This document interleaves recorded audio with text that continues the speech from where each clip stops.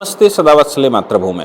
आज हम लोग एक और हाई कोर्ट के रात में 10 बजे कोर्ट खोलकर एक केस जिसमें कि गणेश पूजा न मनाने के लिए, ये गणेश पूजा करने के लिए जो अनुमति दी गई थी म्यूनसिपालिटी के द्वारा, उस अनुमति को निरस्त करने के लिए हाई कोर्ट में पिटीशन लगी। और मज़े की बात यह है कि वो इतना अर्जेंट केस था कि रात में 10 बजे हाई कोर्ट में रजिस्टर हुआ, 10 बजे खुला और आधी रात में उसका ऑर्डर हुआ। आप सोचिए कि क्या रहा होगा। हालांकि देश की बहुत सारी मीडिया उस पर कंफ्यूज थी, बहुत सारे लोगों ने जो रिपोर्टिंग उस पर की वो कन्फ्यूज़न से की है, क्योंकि ऑनरेबल सुप्रीम कोर्ट ने कल सुबह एक बेंगलुरु का केस सुना था जिसमें 200 वर्ष ये क्लेम किया गया था कि 200 वर्षों से उस पर गणेश पूजा नहीं हुई है, तो अब क्यों होगी। उस मामले को रिलेट करते हुए कर्नाटक हाई कोर्ट में जो मामला हुआ वो दूसरा है, वो हुबली का मामला है। और हुबली वाले मामले में जो रिपोर्टिंग की गई वो ऐसे की गई कि सुप्रीम कोर्ट के आदेश के बावजूद, यानी कि सुप्रीम कोर्ट ने स्टे कर दिया, लेकिन रात में 10 बजे हाई कोर्ट खुला और हाई कोर्ट ने पूजा अर्चना या गणेश उत्सव मनाने के लिए अनुमति दे दी। तो कन्फ्लिक्ट बताने की कोशिश की है। हालांकि ये बहुत सारे लोग करते हैं ताकि सोशल मीडिया पर वो पिकअप हो जाए, लेकिन दोनों मामलों का रिलेशन तो है।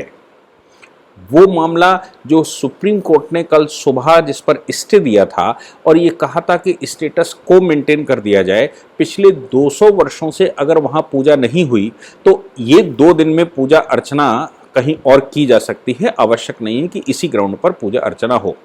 उसमें जो कन्फ्लिक्ट था वो मैंने दोपहर में उस लेक्चर को डाला था, हालांकि कल रात में ही उसको रिकॉर्ड किया था, दोपहर में उसको पब्लिश किया था। और उस लेक्चर में मैंने कहा था कि डिस्प्यूट ये पैदा हो गया कि वक्फ बोर्ड ने वो ज़मीन अपने नाम चढ़ा ली, क्योंकि वहाँ कभी ईदगाह पर ईद बकरीद पर नमाज होती होगी, लेकिन उस पर पानी की टंकी बनी हुई है, उसके चारों ओर फुटपाथ बना हुआ है, दिन भर बच्चे उस पर खेलते हैं, यानी कि ओपन ग्राउंड पड़ा हुआ है जिस पर एक रिलीजियस फंक्शन साल में 2 बार होता है, ईद बकरीद की नमाज पढ़ी जाती है। उस ग्राउंड को वक्फ बोर्ड ने कन्वर्ट कर लिया और उसको वक्फ प्रॉपर्टी घोषित कर दिया, जबकि रेवेन्यू रिकॉर्ड में वो नुजूल चढ़ी हुई है। नुजूल मतलब सरकार की जमीन। ये कन्फ्लिक्ट रिकॉर्ड्स का वो कन्फ्लिक्ट इस स्तर तक गया कि सुप्रीम कोर्ट को यह कहना पड़ा कि भाई पहले हम इसको डिसाइड कर लें, क्योंकि हाई कोर्ट ने कहा था पहले इसका वक्फ का स्टेटस खत्म करिए फिर इस पर पूजा अर्चना की बात करिए। डबल बेंच ने कहा था कि दो दिन की अगर सेलिब्रेशन करना चाहते हैं तो हो सकता है। सुप्रीम कोर्ट ने कहा अभी आफत नहीं आई जा रही है इसलिए रोका जा सकता है, अगली तारीख डाल दी, बाकी ग्रीवेंसेस के लिए हाई कोर्ट आप जा सकते हैं। कोरिलेट ये किया गया कि हाई कोर्ट में उसी मामले को जिसको सुप्रीम कोर्ट ने कहा था कि आप हाई कोर्ट जा सकते हैं, उसी मामले में सुप्रीम कोर्ट ने सुबह स्टे दिया, स्टेटस को मेंटेन किया और रात में ये हाई कोर्ट ने ऑर्डर कर दिया। ऐसा नहीं है। हुबली का जो मामला आया वो दूसरा मामला है और रात में 10 बजे कोर्ट में इसलिए लिस्टिंग किया गया क्योंकि सुप्रीम कोर्ट ने जब एक ईदगाह क्लेम की गई, ईदगाह के मैदान पर पूजा अर्चना करने से मना कर दिया या सेलिब्रेशन करने से मना कर दिया, तो उसकी पैरिटी मिलाते हुए, पैरिटी हम कहते हैं कि उसी का संज्ञान लेते हुए हुबली के एक मामले को हाई कोर्ट में क्लेम ये किया गया कि जो हुबली जो वहाँ की नगर महापालिका है, कमिश्नर है, उसने जो अनुमति दे दी है वो अनुमति गलत है। सुप्रीम कोर्ट के सुबह के ऑर्डर को यहाँ पर फिर से देखा जाए, क्योंकि ये ईदगाह है और ये ईदगाह की जमीन पर जहां हम ईद बकरीद मनाते हैं, ईदगाह की जमीन पर आप ये गणेश सेलिब्रेशन नहीं कर सकते, क्योंकि सुप्रीम कोर्ट ने सुबह एक मामले में मना कर दिया है। हाई कोर्ट के सामने मामला गया, हाई कोर्ट ने पूरा मामला सुना, एडिशनल एडवोकेट जनरल प्रेजेंट हुए, भारत सरकार के एडिशनल सॉलिसिटर जनरल रात में प्रेजेंट हुए और ये इंतजामिया कमेटी जो थी उसने इसको चैलेंज किया था। इंतजामिया कमेटी ने, जैसे मैंने कहा कि उसका क्लेम बिल्कुल साफ है। इंतजामिया कमेटी ऑनरेबल जस्टिस अशोक के किनांगी की अदालत में वो कहते हैं, अंजुमन ए इस्लाम कमेटी, कि सुप्रीम कोर्ट के ऑर्डर को यहां पर लागू कर दिया जाए और ये जो परमिशन ग्रांट की गई है इस परमिशन को कैंसिल कर दिया जाए, बिल्कुल वैसे ही जैसे कि वो बेंगलुरु के परमिशन कैंसिल की गई थी और उसमें भी राज्य सरकार ने परमिशन दे दी थी, म्युनिसिपल कॉर्पोरेशन ने परमिशन दे दी थी और इसमें भी परमिशन दे दी गई है।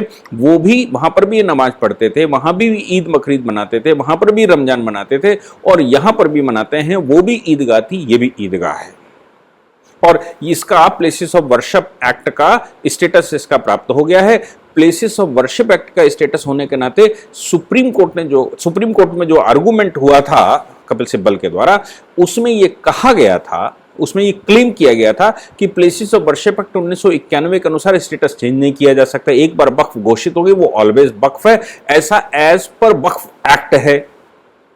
तो सुप्रीम कोर्ट ने उस पर स्टेटस को मेंटेन करते हुए अगली तारीख डाल दी तो और बोले बाकी इशू हाई कोर्ट में जाएंगे।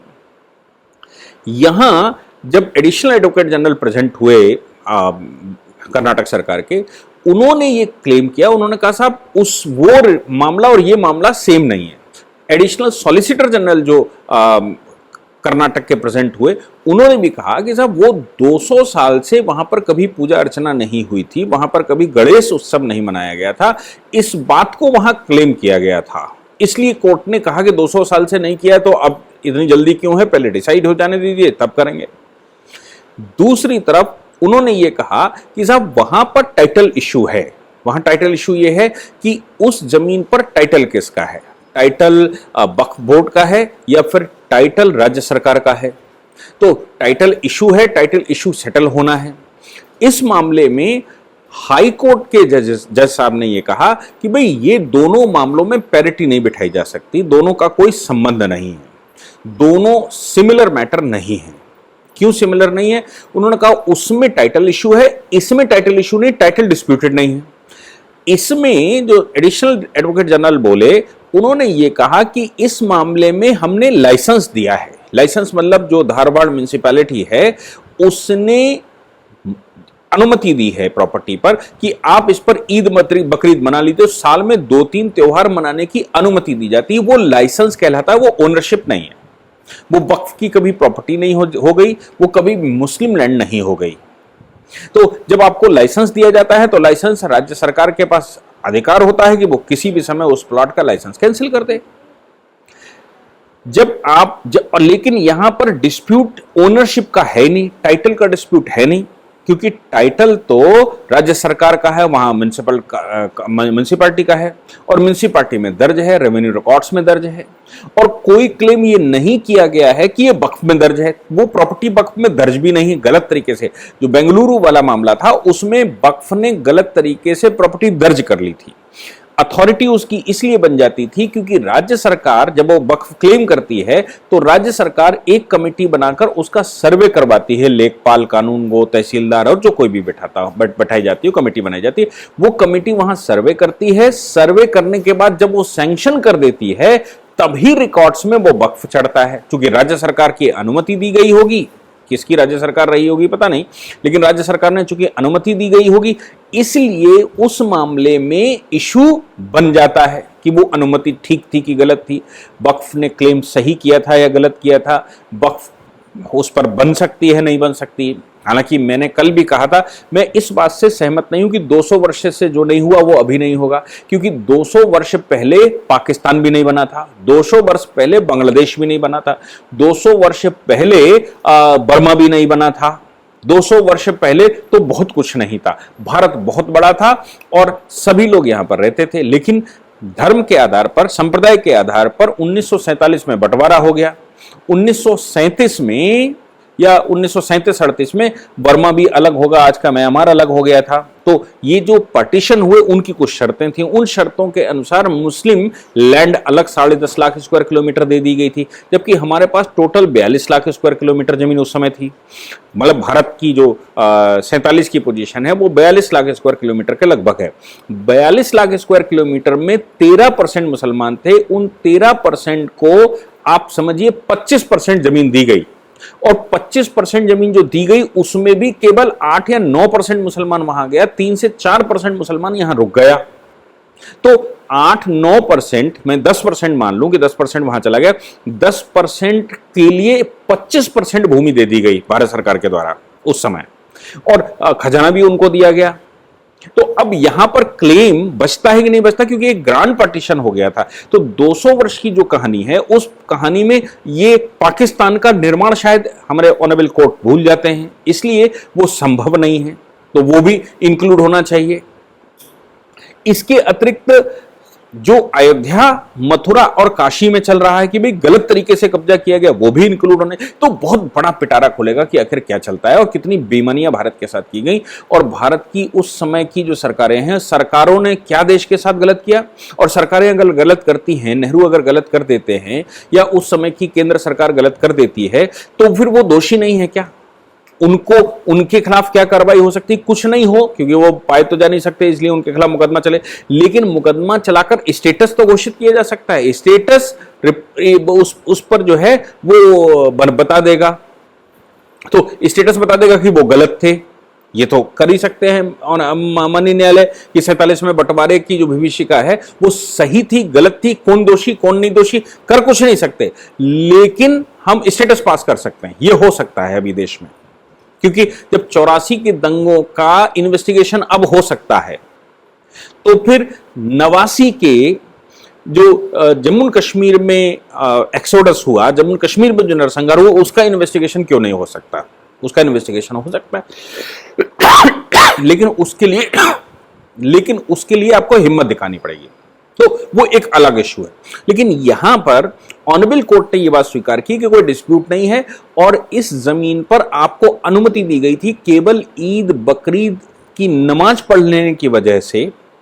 यह जमीन आपकी अपने आप नहीं हो जाती, यह वक्फ की जमीन नहीं हो जाती, इस पर रिलीजियस स्टेटस नहीं मेंटेन हो जाता। अब देखिए, इसमें क्लेम वक्फ नहीं किया गया है, जो हुबली का मामला है, जिसको धारवाड़ म्युनिसिपैलिटी कहते हैं, ये क्लेम नहीं किया गया कि ये वक्फ है, लेकिन ये कहा जा रहा है कि प्लेसेस ऑफ वर्शिप एक्ट के अनुसार जो वर्शिप वहां पर चल रही है, जो रमजान और बकरीद वहां पर मनाई जा रही है, उसकी जो नमाजें वहां पर हो रही हैं, उन नमाजों के अनुसार ये प्लेसेस ऑफ वर्शिप में वर्शिप प्लेस हो गया। हम यहां पर नमाज पढ़ रहे हैं, हम यहां पर रमजान मना रहे हैं, इसलिए ये जमीन पूरी हमारी हो गई, और इसका स्टेटस चेंज न किया जाए।